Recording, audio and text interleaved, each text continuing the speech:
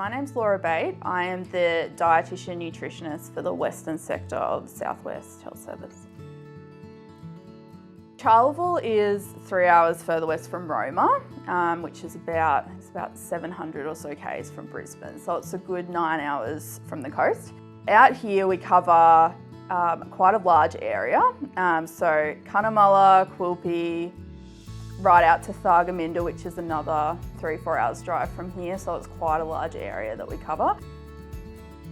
Telehealth is so important for our southwest communities because it's such a broad, big distance, it's such a large distance. So if we're looking like, I just mentioned Thargo, which is another 3 hours drive past here, and we don't regularly go out there. A lot of people live out on properties, so even if we do go there, that might be another 2-hour drive for them to get into the town for an appointment. So telehealth just makes it an easily accessible way for people to get their healthcare appointments, get that same level of healthcare that people on the coast expect. For our rural and remote communities, we're so on the back foot when it comes to health services, where we don't tend to have as many services. Services are, large distances that you've got to travel to access services. So telehealth just helps create that equity to help improve the health of our rural and remote populations.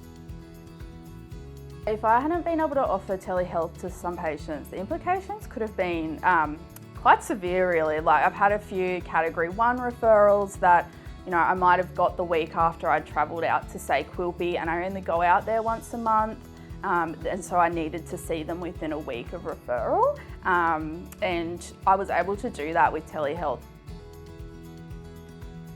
So for other clinicians looking to do telehealth appointments, I would say it's a super easy process. It is so easy, especially now with our new telehealth system that the South West are using. Patients don't even have to come into hospital, it can all be done from home.